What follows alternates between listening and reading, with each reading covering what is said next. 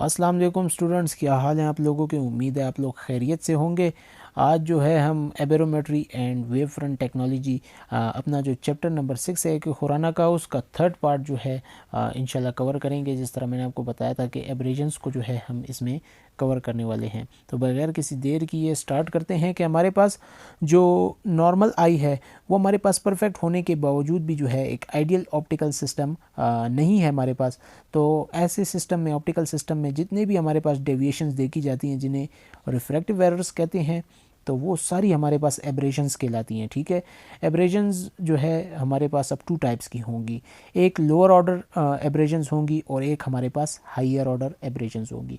Lower order aberrations जो है उसमें मायोपिया, हाइपरोपिया, रेगुलर एस्टिग्मेटिज्म है। इसमें ये मैं डिस्कस कर चुका हूँ, आप इनकी वीडियोस देख लें। ठीक है, ये हमारे पास इजीली डिटेक्ट भी हो जाते हैं और ट्रीट भी हो जाते हैं। ठीक है, लेजिक सर्जरीज और ऑप्टिकल ऑप्शंस वगैरह जो थे, और ये हमारे पास 85% ऑफ एब्रेशंस जो है कॉज कर रहे होते हैं। ठीक है, टिल्ट ऑफ प्रिज्म इसमें इंक्लूड है कि हमारे पास प्रिज्म जो है वो सही तरीके से ना हो।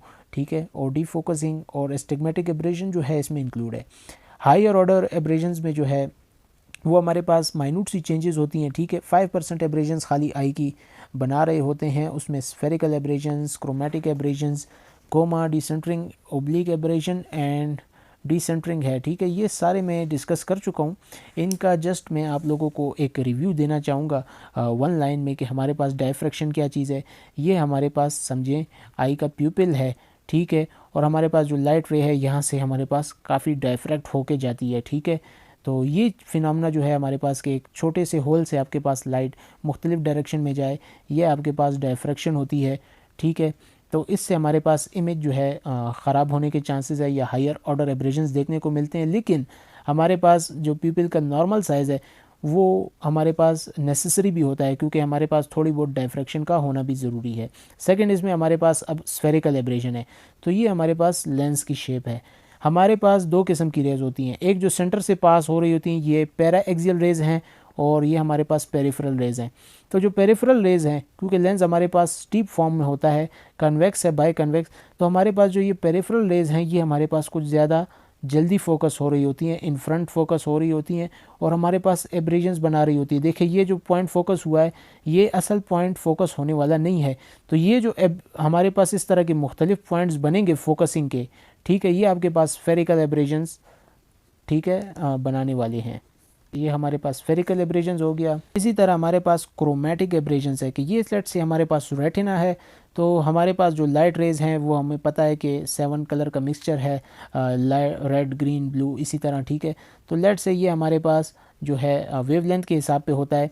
तो ये हमारे पास जो इन फ्रंट फोकस होती है वो हमारे पास ग्रीन है, और जो बिहाइंड फोकस होती है वो हमारे पास रेड है, और जो हमारे पास एग्जैक्टली फोकस हो रही होती है वो येलो है, जो कि हमारे पास रेटिना पे फोकस हो रही होती है। तो ये जो ग्रीन है हमारे पास जो है मायोपिक रहती है, और जो रेड है वो हाइपरोपिक रहती है। अब इनकी कंसंट्रेशन यहाँ पे हमारे पास ज़्यादा होगी तो ये भी एब्रेजन्स कॉज करेंगे। ठीक है, हमारे पास लेंस जो है उसमें ब्लू फिल्टर लगा होता है। ठीक है, जो कि ब्लू लाइट को हमारे पास ज़्यादातर फिल्टर कर रहा होता है, जो कि ज़्यादातर रेटिना पे पहुँचती ही नहीं है। और हमारे पास कॉन्स की तादाद भी ब्लू की सबसे कम होती है रेटिना में। तो इसी बेस पे हमारे पास एब्रेजन्स होते हैं। तो ये क्रोमेटिक एब्रेजन्स हैं, मैं पहले भी बता चुका हूँ, इनकी अगर डिटेल वीडियो देखनी है तो आप देख सकते हैं। इसके बाद हायर ऑर्डर एब्रेजन्स में आपके पास डिसेंटरिंग है।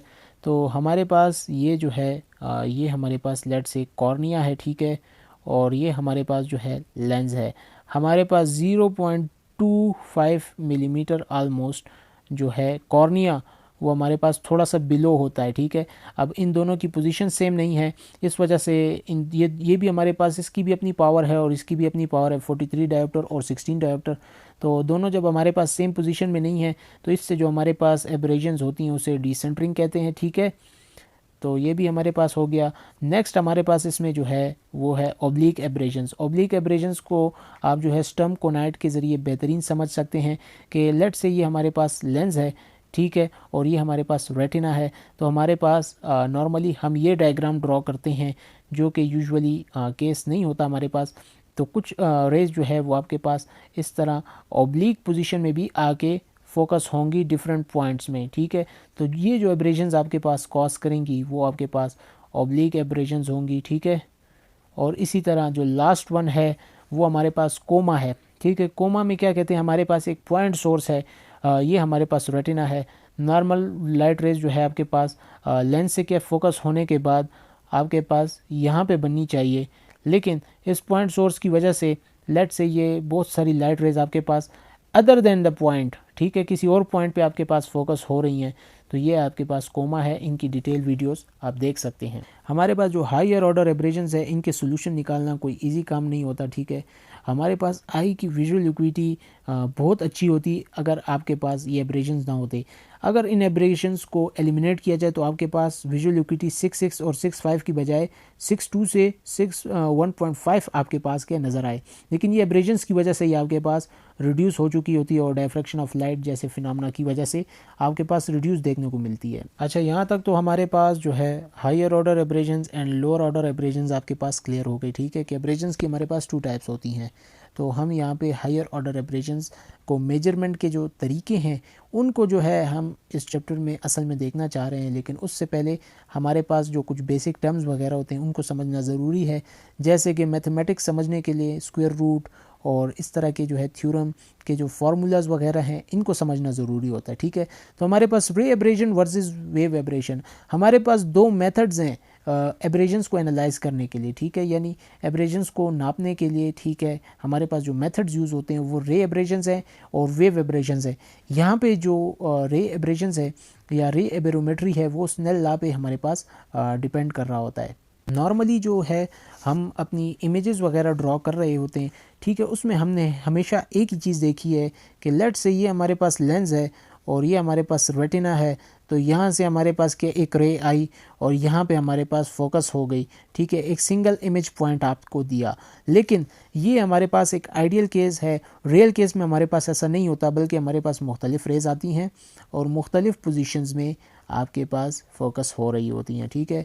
तो ऐसे में हम जो है स्पॉट डायग्राम्स की हेल्प लेके आपके पास जो है इन एब्रेशंस को मेजर करते हैं, ठीक है। अभी ये स्पॉट डायग्राम्स आपके पास वो ग्राफ्स हैं जो कि आपके पास हेल्प करते हैं, ठीक है, एब्रेशंस को कैलकुलेट करने के लिए। इसमें होता ये है कि हमारा जो आइडियल पॉइंट है, लेट से ये हमारा आइडियल पॉइंट है, ठीक है, या सॉरी ये हमारा रेटिना पॉइंट है, और हमारा आइडियल पॉइंट जो है इसे हम एक इमेजिनरी प्लेन कंसिडर कर लेते हैं, ठीक है। बुक में डायग्राम डिफ़िकल्ट है, मैं इधर इसलिए ड्रॉ कर रहा हूँ, ये हमारा इमेजिनरी प्लेन हो गया। अब इसके इर्द गिर्द जितनी भी हमारे पास जो हमने बात की कि नॉर्मल आई में हमारे पास मुख्तलिफ़ जगहों पे इमेजेस वगैरह बनेंगी, ये जितनी भी इमेजेस वगैरह हमारे पास बनती जा रही हैं, ठीक है, इन सारों की जो है हम जो रेफरेंस पॉइंट लेंगे इनको मेजर करने के लिए वो हमारे पास इमेजिनरी प्लेन से होगा। इस इमेजिनरी प्लेन से हम आगे और पीछे की जो है सारी रीडिंग्स लेके एब्रेशंस को कैलकुलेट करते हैं। ये हमारे पास काफ़ी यूज़फुल मेथड है, ठीक है। इसका एडवांटेज यही है कि हमारे पास एक ज़बरदस्त विजुअल रिप्रेजेंटेशन देता है, और जितनी एब्रेशन जो है टोटल अमाउंट और इमेज क्वालिटी हमारे पास कैसे वो हमारे पास प्रोवाइड करता है, लेकिन डिफ़िकल्ट है हमारे पास इसे इंटरप्रेट करना, ठीक है, और ऑप्टिकल सिस्टम्स में मुश्किल होता है। जब इसके बाद हमारे पास वेव एब्रेशंस हैं कि हमारे पास अभी हमने देखा कि रे फॉर्म में जो कि हम नॉर्मली रिप्रेजेंट कर रहे होते थे। दूसरा मेथड जो हमारे पास है वो वेव की फॉर्म में हम जो है ऑप्टिकल सिस्टम को रिप्रेजेंट करें, ठीक है। इसमें एक टर्म है वेव फ्रंट। वेव फ्रंट हमारे पास वो वेव होती है जिनकी सारी जो वेव्स हैं वो आपके पास एक ही फेज़ में हो या एक ही टाइम में जो है आपके पास ट्रेवल कर रही हो। बाकी इधर जितनी भी ये डायग्राम्स वगैरह और ये पॉइंट्स लिखे हुए हैं इनको आप ना ही देखें तो मैं समझता हूँ आपके लिए बेहतर है, क्योंकि काफ़ी ज़्यादा कंफ्यूजिंग है। अब अगर इन वेव एब्रेशंस को मैं जो है वेव फॉर्म में रिप्रेजेंट करूँ ऑप्टिकल सिस्टम के अंदर, तो हमारे पास इन रेस की बजाय जो है मुझे इस तरह की डायग्राम्स ड्रॉ करनी होगी। लेट से ये लेंस है और ये हम कहते हैं कि लेट से ये लेंस से पास हुई, तो रेटिना पे हमारे पास ये इस तरह की फॉर्म में जो है ये जितने भी आपके पास सेम फेज़ में नज़र आ रहे हैं ये आपके पास वेव फ्रंट्स हैं। तो ये हमारे पास 2 मेथड्स हैं, ठीक है, इसको क्या डिटरमाइन करने के लिए। ये बात आपको याद रहे कि वेव्स और रेज हमारे पास 2 डिफरेंट मेथड्स है, लेकिन इनका आपस में क्लोज रिलेशन है। लेट से ये हमारे पास एक पॉइंट सोर्स है, मैं डायग्राम भी प्रोवाइड कर दूंगा। यहाँ से आपके पास जो है लाइट रेज निकल रही हैं, ठीक है, जो कि आपके पास सेम फेज़ में है, सेम वेव फ्रंट में है। इस पे जो हम एक इमेजिनरी पॉइंट लेते हैं, लेट से ये हमारे पास एक रेज हैं, ठीक है, तो ये याद रखें कि ये रेस जो है, बुक में ये पॉइंट लिखा हुआ है इसलिए मैं बता रहा हूँ कि ये आपके पास इसके एनी टाइम जो है इसके परपेंडिकुलर रहेगी, ठीक है। अब इससे हमारे पास दो फायदे होंगे, ये कि हमारे पास ये वेव फ्रंट की अगर शेप हमें पता हो तो हम इससे वेव की जो है रेस की जो है डायरेक्शन जो है हम फाइंड कर सकते हैं। इसी तरह अगर हमारे पास रेस की डायरेक्शन पता हो तो इससे हम जो है वेव फ्रंट की शेप जो है फाइंड कर सकते हैं। तो दोनों आपस में जो है इंटरलिंक है, क्योंकि ये रेस जो है वेव फ्रंट के परपेंडिकुलर ड्रॉ होती है। यहाँ पे एक टर्म लिखा हुआ है कि वेव एब्रेशंस, तो हमारे पास जो परफेक्ट ऑप्टिकल सिस्टम होगा उसमें डिस्टॉर्शंस नहीं होती, ठीक है। इसलिए जो आइडियल वेव फ्रंट है वो हमारे पास एक परफेक्ट ऑप्टिकल सिस्टम में एक स्फेरिकल शेप होगी, लेकिन हमारे पास यूजुअली ऐसा होता नहीं है, क्योंकि हमारे पास जो है उसमें ओपीडी यानी ऑप्टिकल पार्ट डिफरेंस होता है, ठीक है। एक्चुअल इमेज वेव फ्रंट में और आइडियल जो स्फेरिकल वेव फ्रंट है उनके बीच में जो डिफरेंस होता है उसे ओपीडी कहते हैं, ऑप्टिकल पार्ट डिफरेंस, ठीक है। तो इस वजह से आपके पास जो है वो सरफेस जो है वो कभी भी क्या स्फेरिकल शेप में नहीं आती, और हमारे पास जो शेप नज़र आती है वो एक पोटैटो चिप्स की तरह क्या है, आपको थोड़ी सी ओवल फॉर्म में नज़र आएगी। यहाँ पे हमारे पास एक और इंटरेस्टिंग टॉपिक है वेव फ्रंट एबेरोमेट्रीज़ के जो मशीन्स हैं उनको पढ़ने से पहले, कि हमारे पास जर्निक पोलिनोमियल एंड जर्निक टर्म्स याद रहे। जिस तरह हर चीज़ को तोलने के लिए होता है कुछ किलोग्राम, ठीक है, मीटर, इसी तरह हमारे पास एब्रेजन्स को नापने के लिए, क्वांटिफाई करने के लिए जो है हमारे पास जो टर्म्स यूज़ होते हैं वो जर्निक पोलिनोमियल्स, या जो वेट यूज़ होता है, जो तोल यूज़ होता है वो से जर्निक पोलिनोमियल कहते हैं, ठीक है। ये हमारे पास मोनोक्रोमेटिक एब्रेजन्स को जो है क्वांटिफाई करता है, ठीक है। तो ये हमारे पास बेसिकली यूँ कह ले एक स्केल है आपके पास जो कि मेजरमेंट के लिए यूज़ होगा। अब इस स्केल में हर स्केल के अपने उसूल होते हैं, ठीक है। तो इसमें हमारे पास 10th ऑर्डर तक, ठीक है, जो जर्निक पोलिनोमियल्स हैं वो हमारे पास 10th ऑर्डर तक हैं, 0 से लेकर 10 तक। उनके अपने अपने फंक्शन है, उनको हम देखेंगे, लेकिन मैं आपको अभी बेसिक बता रहा हूँ। 10th ऑर्डर तक हमारे पास इसमें होते हैं, और आपको जनरली बता दूं कि ये हमारे पास मैथमेटिक्स में यूज़ होने वाले टर्म्स हैं, ठीक है। और इसके अलावा एटमॉस्फेरिक जो डिस्टॉर्शन होती है उसमें भी हमारे पास जर्निक पोलिनोमियल यूज़ होते हैं, ठीक है। तो ये मैंने आपको जनरल ऐसी बताना ज़रूरी समझा। यहाँ पे चूँकि एब्रेमेट्री को हम स्टडी करने वाले हैं, एब्रेजन्स को देखने वाले हैं, तो इसलिए क्या जितने भी ऑर्डर्स हैं, ठीक है, वो जर्निक पोलिनोमियल और जर्निक टर्म्स की बेस पे जो है हम पढ़ने वाले हैं। इसमें एक और टर्म भी आगे आने वाला है, जर्निक्स कोएफिशिएंट। हमारे पास ये जो नंबर है 10th ऑर्डर 0, 1, 2, 3, ये इसका कोएफिशिएंट है। ये ख़ास नंबर है, हर नंबर की अपनी वैल्यू होगी, ठीक है। जैसे मैंने आपको बताया कि हमारे पास जर्निक पोलिनोमियल के 10th ऑर्डर होते हैं, तो उन 10th ऑर्डर के अपने अपने फंक्शंस को देखते हैं, ठीक है। तो हमारे पास जो 3 मिलीमीटर प्यूपिल्स होंगे उसमें हमारे पास अप टू 4th ऑर्डर तक जो है वो इम्पॉर्टेंट है, और उसके बियॉन्ड जो है वो हमारे पास स्मॉल है, उसमें एब्रेजन्स कम है, और उनका जो इमेज क्वालिटी पे इफ़ेक्ट है वो बिल्कुल ना होने के बराबर है। तो 4th ऑर्डर तक जो है हमारे पास काफ़ी ज़्यादा इम्पॉर्टेंट है। उन सारों को भी हम लेकिन डिटेल से देखते हैं। अब जो हमारे पास बड़े प्यूपिल हैं यानी 7.3 मिलीमीटर के जो लार्ज प्यूपिल्स हैं उसमें 5th से 8 और जो उससे हायर ऑर्डर एब्रेजन्स है उनका हमारे पास जो है कंट्रीब्यूशन रहता है इमेज क्वालिटी पे, कि वो हमारे पास इमेज क्वालिटी को ख़राब कर रहे होते हैं। और मैंने आपको बताया कि जर्निक्स कोएफिशिएंट ये 0, 1, 2 ये जो नंबरिंग है ये जर्निक कोएफिशिएंट है जो कि एक्सप्रेशन की अमाउंट को रिप्रेजेंट करती है ईच इंडिविजुअल एब्रेजन के लिए, ठीक है। फिर कुछ इक्वेशन के ज़रिए जो है ईच पोलिनोमियल का जो है जर्निक कोएफिशिएंट जो है कैलकुलेट किया जाता है, ठीक है। तो सबसे पहले इन्होंने बताया कि 1st से 4 ऑर्डर जो है वो इम्पोर्टेंट है। वैसे ये आपके पास 14 तक होते हैं, 10 तक नहीं, सॉरी। तो 0 से 5th ऑर्डर तक जो है ये देखिए 0 ऑर्डर को जो है या ZP को जो है पिस्टन एरर भी कहते हैं, तो इसे ZT0 ये इसका कोएफिशिएंट है, ठीक है। और इसकी कोई क्लिनिकल इक्विवेलेंट नहीं है, ठीक है, और ना ही हमारे पास इंपॉर्टेंट है। 1st ऑर्डर जो है इसे टिल्ट कहते हैं, तो इसे क्या क्लिनिकल इक्विवेलेंट इसका प्रिज्म होगा, और इसे ZT1 एंड 2 जो है इसमें हमारे पास कोएफिशिएंट है, ठीक है। इसी तरह 2nd ऑर्डर है, इसमें हमारे पास स्फेरोसिलिंड्रिकल करेक्शन ऑफ रिफ्रैक्टिव एरर्स होती है, ठीक है, और हमारे पास ZT3, 4 और 5 पे जो है कंसिस्ट करता है। अब ये जो ZT4 है इसमें हमारे पास स्फेरिकल करेक्शन है, ठीक है, जो कि हमारे पास optical aberration of defocus को करेक्ट कर सकता है, और ZT3 और 5 जो है वो आपके पास एस्टिग्मेटिज्म को जो है रिप्रेजेंट कर रहा होता है। ये जितनी भी बातें हैं कि ये प्रिज्म है, इसका मतलब है कि यहाँ पे आपके पास प्रिज्मेटिक जो है चेंज है, यहाँ पे आपके पास स्फेरिकल एब्रेजन वाला है। तो ये इस तरह जो है आपको एब्रेजन्स के जो है कैलकुलेट करने का एक मेथड है। 3rd ऑर्डर में जो है आपके पास 6 से 9 तक कोएफिशिएंट है, ठीक है।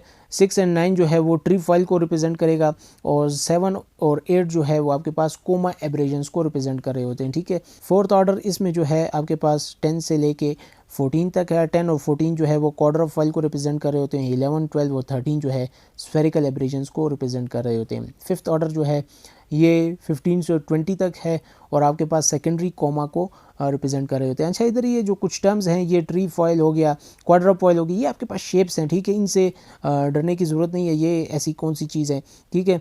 नॉर्मल ह्यूमन आइज़ जो है यंग पेशेंट्स की, उसमें हमारे पास हायर ऑर्डर एब्रेजन जो है इस तरह होंगे। थर्ड ऑर्डर आपके पास 40%, फोर्थ ऑर्डर जो है वो 25%, और फिफ्थ और सिक्स ऑर्डर जो है वो आपके पास 30%। जिस तरह भी ये डायग्राम्स में था, ये उधर ज़्यादा मैं आपको क्लियर पिक्चर क्या शो कराने की करता हूँ कि ये पिस्टन है, ये देखिए आपके पास फिर टिल्ट या जो प्रिज्म है, ठीक है। इस तरह जो है ये जो है स्फेरिकल एब्रेजन्स, ठीक है, ये हो गया। इस तरह ये सारी जो है शेप्स की बेस पे आपके पास जो है रिप्रेजेंट करते हैं। ये जर्निक पोलिनोमियल है, इसे जर्निक का जो है पायरामिड भी कहते हैं, ठीक है। तो ये जो हमारे पास सारे जो ये पायरामिड की जो ये शेप्स हैं, और इसके अंदर जो ये इसके कोएफिशिएंट हैं, ये हमारे पास एबेरोमेट्री में काफ़ी ज़्यादा हेल्पफुल रहते हैं कि हम इनके ज़रिए जो है एब्रेजन्स पता कर रहे होते हैं कि कहाँ पे हमारे पास स्फेरिकल एब्रेजन है, कहाँ पे हमारे पास टिल्ट है, कहाँ पे हमारे पास प्रिज्म है। जर्निक पोलिनोमियल्स और जर्निक कोएफिशिएंट टर्म्स को समझने के बाद हमारे पास जो टर्म्स है वो हमारे पास ओकुलर वेव फ्रंट है। ये हमारे पास एक लोकस ऑफ पॉइंट्स होते हैं, ठीक है, जो कि बैरोमेट्री में यूज़ होते हैं, और इसके ज़रिए जो है हम जो है वेव की पोजीशन, और उसके ज़रिए जो है हम जितने भी एब्रेजन्स हैं उनको फाइंड कर रहे होते हैं, ठीक है। अगर मैं आपको एक एग्जांपल के लिए समझाना चाहूँ कि हमारे पास लेट से ये जो है कॉर्निया की नॉर्मल शेप है, सही है, उसके मतलब जो हमारे पास वेव है, या जो उसकी हमारे पास एबेरोमेट्री जो हमने फाइंड करने के लिए कोशिश की है, तो उसका पैटर्न हमारे पास यूँ आ रहा है। इसमें जो हमने जिस तरह भी ये रेस की बात की थी, लेट्स से इसमें जो हमारे पास रेज हैं वो हमारे पास इस फॉर्म में हैं, ठीक है। तो ये हमारे पास वन डायोप्टर के चेंज को जो है रिप्रेजेंट कर रही होती है, ठीक है, इसमें।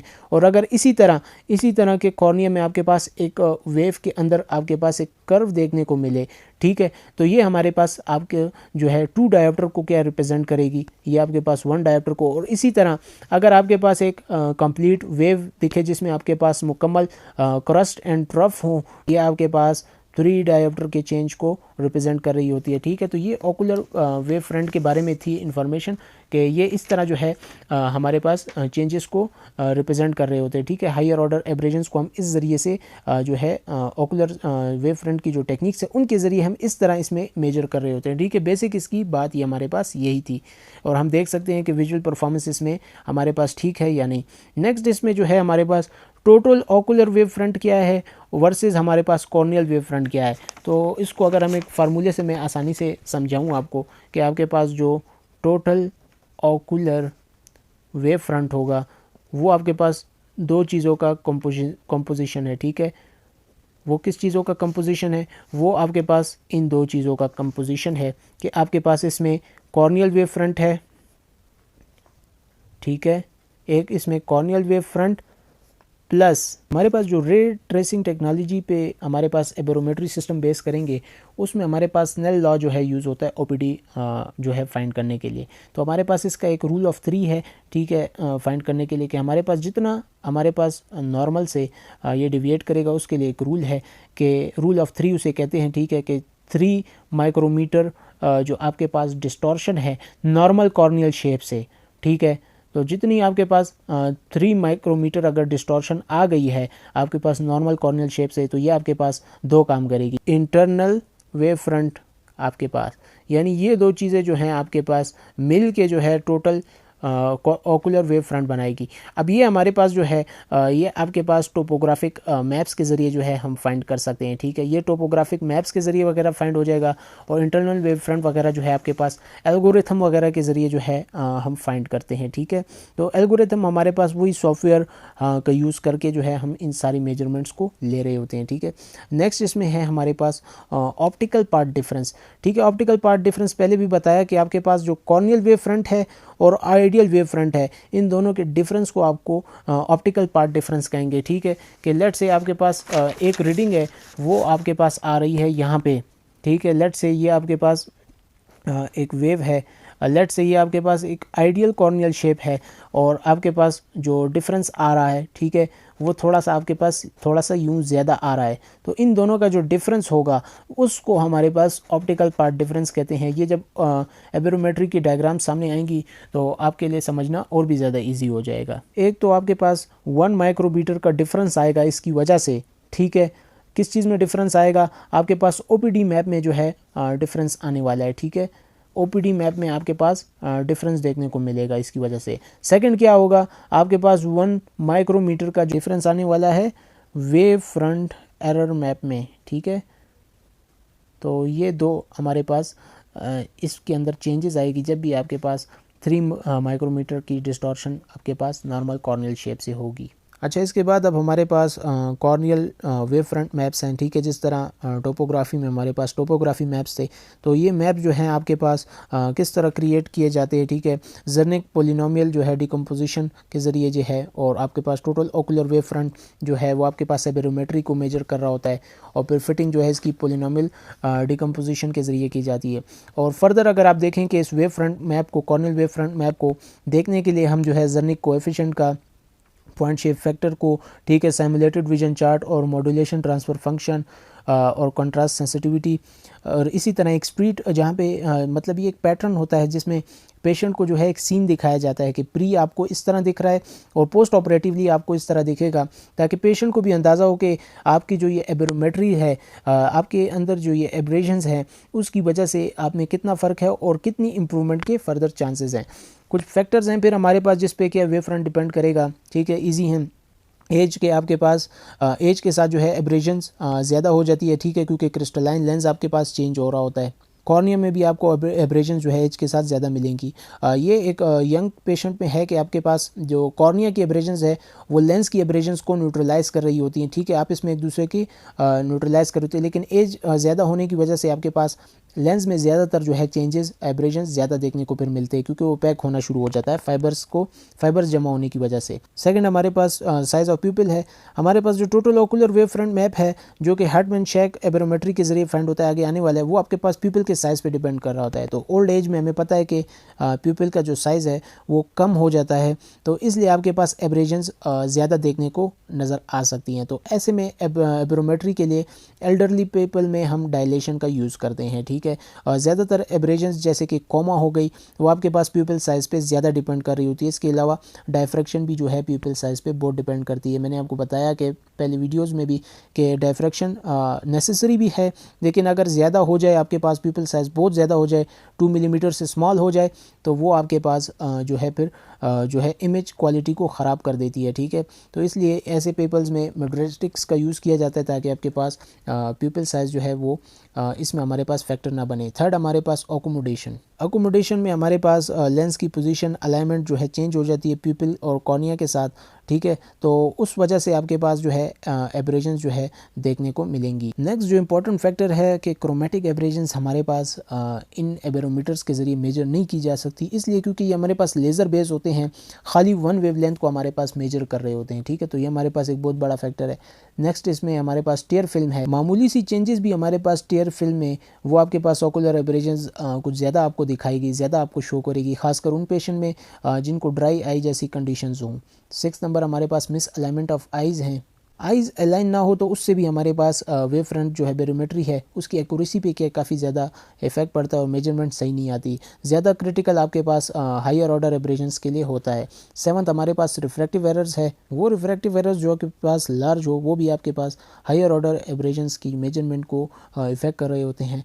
हमारे पास लोअर ऑर्डर एब्रेशन जो है वो इमेज क्वालिटी को आपको पास ज़्यादा ख़राब कर रहे होते हैं, ठीक है। अच्छा, हमने जो 2 टर्म्स पढ़े, कॉर्नियल वेव फ्रंट और हमारे पास जो टोटल ओकुलर वेव फ्रंट था, तो कॉर्नियल वेव फ्रंट हमारे पास ज़्यादा बेहतर रहता है किन चीज़ों में? एक तो ये कि स्टेबल रहता है ओवर टाइम, ठीक है, और आपके पास सीरियल मेजरमेंट अलाउ करता है, ठीक है, और पीपल डायमीटर से इफेक्ट नहीं होता और ना ही हम के पास अकोमोडेशन से ये इफेक्ट होता है। तो इस हिसाब से कॉर्नियल वेव फ्रंट का जो एनालिसिस है इसके ज़रिए जो एबेरोमेट्री रीडिंग्स ली जाती हैं, ठीक है, वो हमारे पास ज़्यादा एक्यूरेट हैं।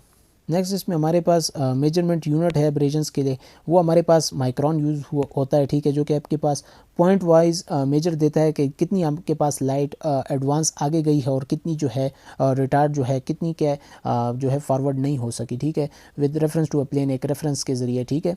तो जितनी आपके पास आगे जाती है और जितनी टोटल अमाउंट ऑफ डिस्टॉर्शन आपको नज़र आती है वो आपको पास जो है रूट मीन स्क्वायर में जो है हम जो है रिप्रेजेंट करते हैं, ठीक है। जिस तरह रूट मीन स्क्वायर जो है ग्रॉस अगर हम लें तो वो आपके पास मैनिफेस्ट रिफ्रैक्शन के ज़रिए नज़र आएगी। अगर आपके पास हायर हो 0.2 माइक्रोमीटर से तो उसको एवल्यूएशन की ज़रूरत होती है, और जो जी है आपके पास रूट मीन स्क्वायर का वो आपके पास lower order plus higher order aberrations पे का जो कम्बिनेशन है उस पर क्या डिपेंड कर रही होती है। अब हमारे पास वेव फ्रंट एब्रोमेट्री है, ये एक ऐसी टेक्निक है कि ऐसी ऑप्टिकल टेक्निक है जिससे हम जो है एब्रेजन्स को फाइंड करते हैं, ठीक है। इसमें हम हायर ऑर्डर एब्रेजन और इरेगुलर स्टिग्मेटिज्म जैसी कंडीशंस को जो है डिटरमाइन कर रहे होते हैं। इसमें जो है हम हायर ऑर्डर एब्रेजन्स और इरेगुलर स्टिग्मेटिज्म जैसी कंडीशन को जो है फाइंड कर रहे होते हैं, ठीक है। पहले इनकी इतनी ज़रूरत नहीं थी, लेकिन आजकल चूँकि सर्जरीज़ वगैरह करने से पहले ताकि पेशेंट का टाइम और मनी वेस्ट ना हो, इन कैलकुलेशंस का करना बहुत ज़्यादा ज़रूरी है। तो वेव फ्रंट टेक्नोलॉजी जो है हमारे पास ज़्यादातर यूज़ की जाती है, और हमारे पास जो रे टेक्नोलॉजी है उससे ज़्यादा आपके पास वेव फ्रंट टेक्नोलॉजी ज़्यादा यूज़फुल है, ठीक है, क्योंकि वेव आपके पास ज़्यादा एक्यूरेट है और कोई भी आई का पार्ट जो है आपके पास इसमें मिस नहीं होता। इन सारी चीज़ों में जो है हम एक ही चीज़ मेजर कर रहे होते हैं कि लाइट किस तरह आई के अंदर इंटर हो रही है और उसे किस तरह के अंदर मॉडिफाई हो रही है।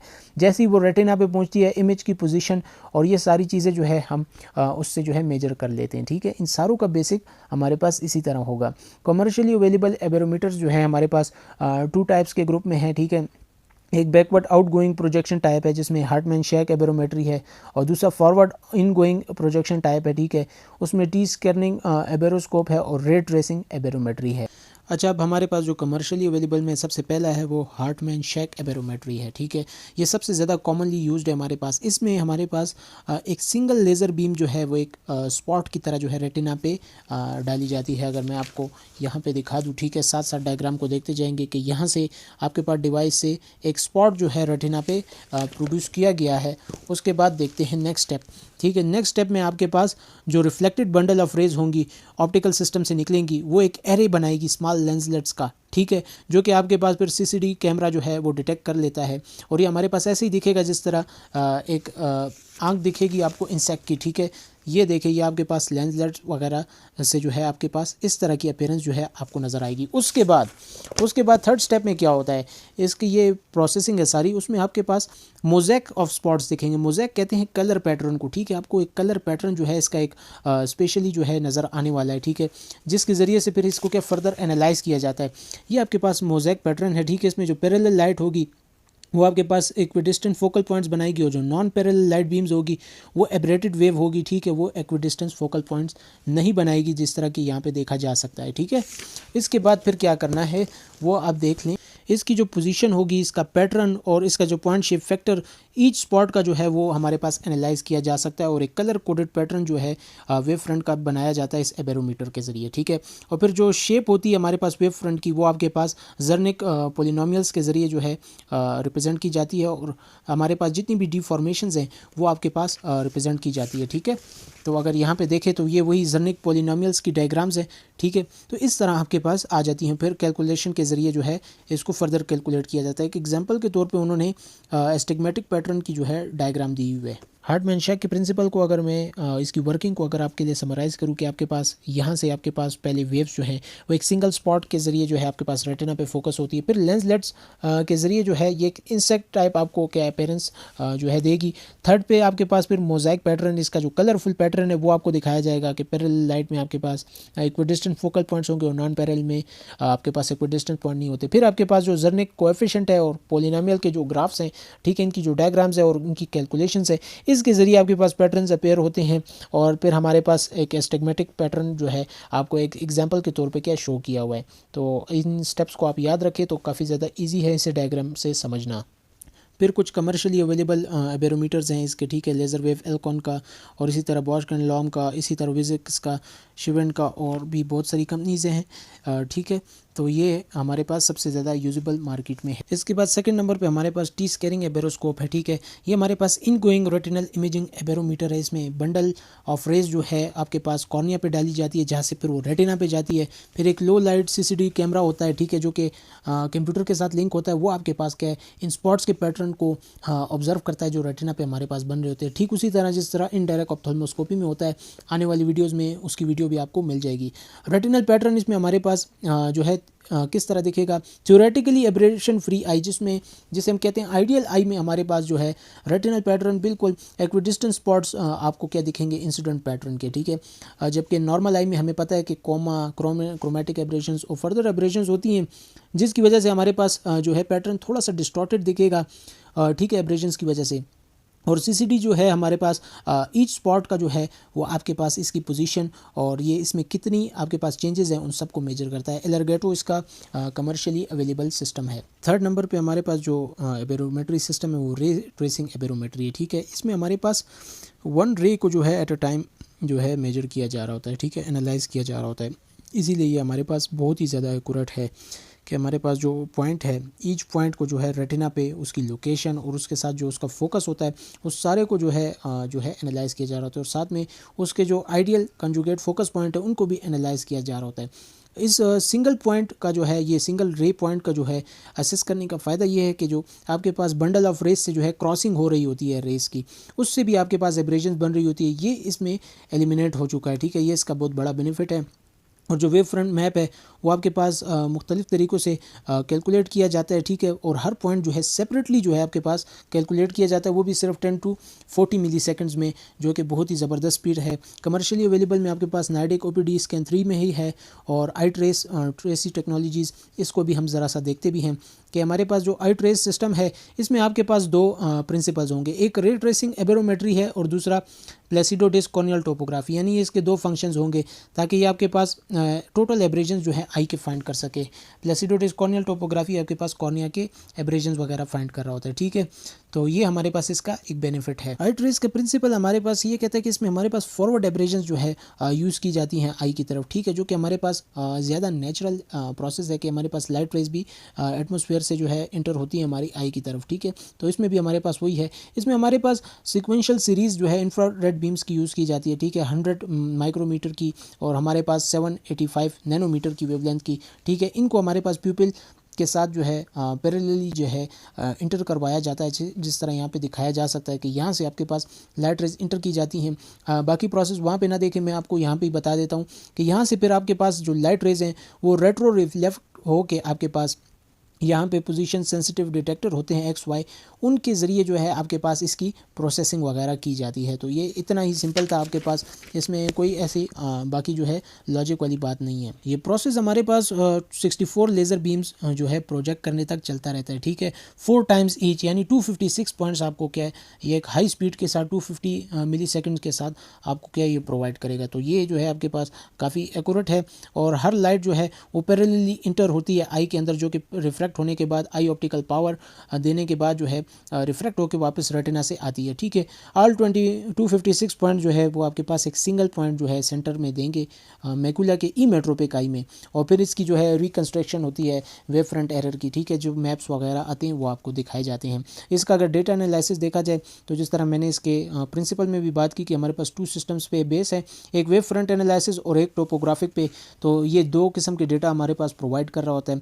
सबसे पहला हमारे पास वेव फ्रंट एनालिसिस है। इसमें हमारे पास जो है रेटिनल स्पॉट्स डायग्राम के जरिए जो है ये सेट ऑफ पॉइंट्स जो है क्रिएट कर रहा होता है रेटिना पे, जो कि आपके पास MTF मॉड्यूलेशन ट्रांसफर फंक्शन और PSF पॉइंट स्प्रेड फंक्शन जो है प्रोवाइड कर रहे होते हैं। पॉइंट स्प्रेड फंक्शन जो है वो इमेज जो ऑब्टेन हुई होती है वो आपको दिखा रहा होता है फ्रॉम सोर्स ऑफ लाइट से, ठीक है। जितना शार्पर और स्मॉलर PSF होगा वो हमारे पास बेटर होगा, और MTF जो है वो आपके पास जो है ट्रांसफर ऑफ फंक्शन या कंट्रास्ट जो है सब्जेक्ट का, वो जो है आपको डिफरेंट स्पेशल फ्रीक्वेंसीज पे दिखा रहा होगा। ये आपको दिखाएगा कि कितना एक्यूरेटली ये आपके पास जो है ट्रांसफ़र कर रहा है डिटेल को, ठीक है, ऑब्जेक्ट से लेके इमेज तक, जो कि लेंस से प्रोड्यूस होकर फिर आ रही होती है। ये आपके पास दिखाएगा कि कितना हमारे पास डेटा जो है वो प्रोड्यूस हुआ है, ठीक है। लेंस वगैरह से जितनी भी एब्रेजन्स वगैरह है वो आपको कैलकुलेट करके दे रहा होता है, ठीक है। इसमें जो बेसिक डेटा ग्राफ्स हैं वो ये है हमारे पास के RSD जो है वेव फ्रंट वेरिफिकेशन डिस्प्ले जो है उसके ज़रिए जो है हॉरिजेंटल और वर्टिकल पॉइंट प्रोफाइल के ज़रिए हमें नज़र आएगा।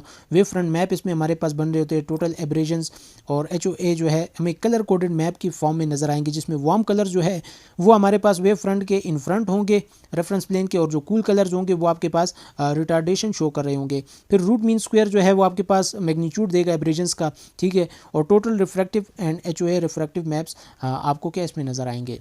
PSF टोटल और HOA जो PSF है ये भी आपको प्रोवाइड करेगा। स्नेल लेटर टोटल और हायर ऑर्डर एब्रेजन्स भी आपको देगा। जर्निक पोलिनोमियल्स बार ग्राफ जो है आपको दे सकता है, ठीक है। और साथ में टोटल कॉर्नियल एंड इंटरनल एब्रेजन्स सारी आपको क्या इसमें एनालाइज हो सकती हैं। इसके कुछ यूजेस अगर हम देखें कि हाई टोटल एब्रेजन्स में आपके पास ये हेल्प करने में डिसाइड करेगा कि आपके पास रिफ्रैक्टिव प्रोसीजर जो है वो हेल्पफुल रहेंगे कॉर्निया में या लेंस में, किस में क्या करना हमारे लिए ज़्यादा हेल्पफुल रहेगा, तो ये इसमें हमारे पास हेल्प करता है। Before and after cataract surgery में जो है आपके पास हेल्प करता है कि आपके पास एब्रेजन्स के वजह से IOL पे कितना इफेक्ट पड़ने वाला है। इसके अलावा आपके पास कि कौन सी टाइप का IOL हमारे पास पेशेंट के लिए ज़्यादा सूटेबल रहेगा उसकी एब्रेजन्स वगैरह को मेजर करते हुए। इसके अलावा जो ओपेसिफाइड लेंस होता है वो हम जो है चेक कर सकते हैं कि उसमें हमारे पास कितनी एब्रेजन्स हैं, ठीक है। इसके अलावा जो एंगल अल्फा है और एंगल कैप है वो भी हमारे पास प्रीमियम IOLs के लिए क्या कैलकुलेट किए जा सकती हैं। इसके अलावा कॉर्नियल एंड टोटल एस्टिग्मेटिज्म भी इसके ज़रिए हमारे पास फुली कैलकुलेट किया जा सकता है। सेकंड इसका जो कॉर्नियल टोपोग्राफिक एनालिसिस है ये आपके पास प्लेसिडो डिस्क फॉर्मेट पे जो है आपके पास बेस्ड कर रहा होता है, ठीक है। विस्टा इसका जो है कमर्शियल नेम है, जो कि आपके पास 10 मिलीमीटर ऑफ पेरिफेरल कॉर्निया जो है कवर कर रहा होता है, ठीक है। इसमें आपके पास standard keratometric readings, refractive power of cornea जो है सेंट्रल 3 मिलीमीटर में देगा, और corneal index, inferior superior index आपको प्रोवाइड करता है। टोपोग्राफिक मैप्स जितने भी हैं, standard axial map, tangential map, refractive map, elevation map और corneal wavefront maps provide करता है। इसकी वीडियो भी आप डिटेल से देख लें।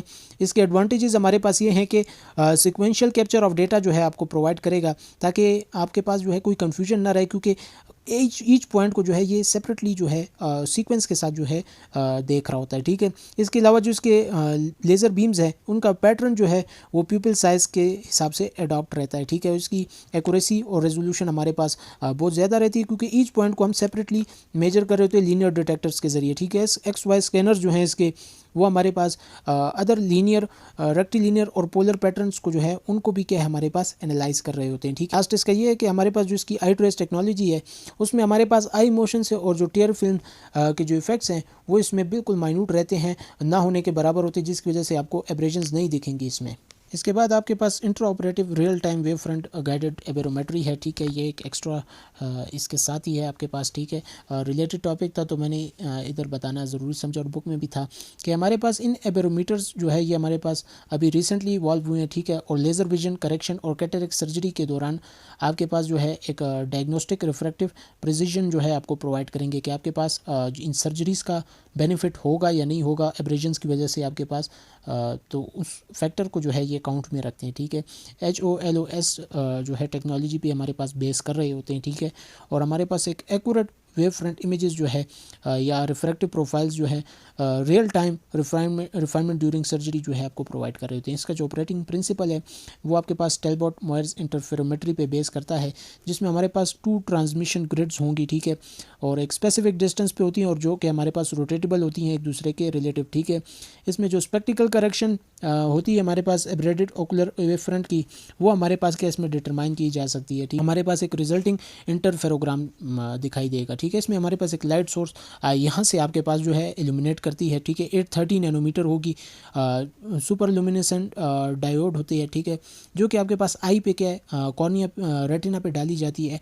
और उसके बाद जो हमारे पास रिटर्न वेव फ्रंट आता है उस डेटा को कलेक्ट करके उसका जो है मैग्नीट्यूड और लोकेशन और उसका जो एरर है वो हमारे पास किधर से, हमारे पास इधर डिटेक्टर पे क्या डिटेक्ट होगा, ठीक है। यहाँ पे हमारे पास इसके जो फोकसिंग एलिमेंट है उसके ज़रिए जो है अपर्चर साइज़ जो है वो भी हम सिलेक्ट कर सकते हैं। वेरिएबल अपर्चर्स हमारे पास इसमें मौजूद होते हैं। ये हमारे पास आपको real time high resolution sampling जो है बहुत ही फास्ट स्पीड पे जो है प्रोवाइड करेगी। और इसका जो मिरर है वो उसे हम रोटेट करके नंबर ऑफ पोजीशन पे जो है हम पल्स जो है उसकी जनरेट कर सकते हैं। ठीक है, इसका जो रिफ्रैक्टिव आउटकम है वो हमारे पास बहुत क्वालिटेटिवली और क्वांटिटेटिवली हमारे पास जो है माइक्रोस्कोप के ज़रिए हमें जो है दे रहा होता है, तो उस लिहाज से हमारे पास बेनिफिशियल है। इसका जो क्वांटिटेटिव डेटा है वो आपके पास कुछ इस तरह का कि आपको सर्कल दिखेगा स्फेरिकल एरर के लिए, थिन इलिप्स एस्टिग्मेटिज्म के लिए, और डॉट जो है आपको इमेट्रोपिया के केस में दिखेगा कि एक सिंगल पॉइंट जो है आपको शो होगा। और इसके जो क्वांटिटेटिव डेटा है वो आपके पास स्फीयर, सिलेंडर और एक्सिस जो है वो आपके पास बॉटम ऑफ द स्क्रीन पे नज़र आने वाली है। इसकी क्लिनिकल एप्लीकेशंस और एडवांटेजेस को देखें तो हमारे पास एस्टिग्मेटिक एक्सिस को जो है सर्जरी के बीच में और सर्जरी से पहले जो है मार्किंग्स करके हमारा जो है काफ़ी टाइम इसमें सेव हो सकता है। ठीक है, ये हमारे पास जो है लिम्बल रिलीजिंग इंसिजन्स को जो है मैनेज करने में काफ़ी ज़्यादा हेल्प देता है। ठीक है, ताकि हम जो है एक न्यूट्रल पॉइंट पे जो है इंसिजन जो है प्लेस कर सकें। इसके अलावा जो रिफ्रैक्शन है वो आपके पास टॉरिक ऑयल रोटेशन भी प्रोवाइड करता है ताकि हम न्यूट्रलाइजेशन पॉइंट तक पहुंच जाए। इसके अलावा जो एडेड साइज़ होते हैं और डायमेंशंस होते हैं वो आपके पास सर्जन वर्किंग डिस्टेंस जो है उसको नहीं इफेक्ट कर रहे होते हैं। ठीक है, हाई क्वालिटी डेटा आपको प्रोवाइड करेगा। माइक्रोस्कोप और रूम इल्यूमिनेशन चाहे जैसी भी हो तब भी आपको हाई क्वालिटी डेटा प्रोवाइड करता है। और हमारे पास सर्जिकल टाइम को क्या ज़्यादा नहीं करेगा, काफ़ी लेस टाइम कंज्यूमिंग है। इसके अलावा जो प्रोसेस के दौरान जो सर्जरी हो रही होती है उसकी फुल वीडियो भी आप इसमें क्या देख सकते हैं, वो भी रिकॉर्ड हो सकती है इसमें। इसके बाद कुछ कंबाइन क्लिनिकल एप्लीकेशंस है बैरोमेट्री की। ठीक है, wave front guided refractive surgery में हेल्प करता है, वो आने वाले चैप्टर्स में इंशाल्लाह देखेंगे। केराटोकोनस की अर्ली डायग्नोसिस के लिए काफ़ी ज़्यादा हेल्पफुल रहता है कि हमारे पास जो टोपोग्राफिक मैप होता है अगर उसमें आपके पास लाइट इन्फीरियर स्टिपनिंग हो और साथ में जो है कोमा एब्रेशन जो है वेव फ्रंट एनालिसिस पे दिख रही हो, तो इसमें हमारे पास केराटोकोनस के काफ़ी ज़्यादा चांसेस होते हैं। एक रिसर्च के मुताबिक कि अगर आपके पास इन्फीरियर या सुपीरियर वैल्यू जो है आपके पास दिख रही हो, ठीक है, टोपोग्राफी से, और वर्टिकल कोमा आपके दिख रहा हो, तो ये आपके पास केराटोकोनस को जो है नॉर्मल से सेपरेट करते हैं। इसके अलावा जो आपके पास हायर ऑर्डर एब्रेशन जो है दिख रही होती है केराटोकोनिक आइज में, वो आपके पास कॉर्निया की वजह से हो रही होती है। ठीक है, इसके अलावा जो कोमा लाइक एब्रेशन होती है वो आपके पास केराटोकोनिक केसेस में हमारे पास काफ़ी डोमिनेंट होती है स्फेरिकल एब्रेशंस के मुकाबले में। ठीक है, इसके अलावा जो वेव फ्रंट एनालिसिस है वो आपके पास न कि हमारे पास क्वालिटी ऑफ विजन को जो है हमें बताएगा, ठीक है, बल्कि जो है केराटोकोनिक आइज को नॉर्मल से सेपरेट भी करता है, अभी बात हुई। ठीक है,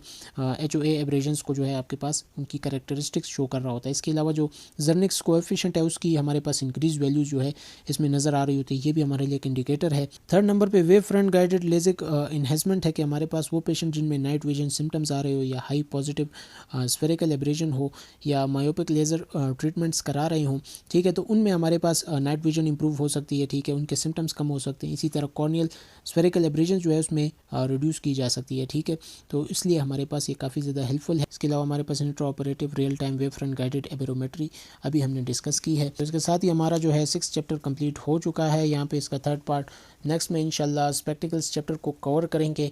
तब तक के लिए मुझे दीजिए इजाज़त और अपनी दुआओं में याद रखें।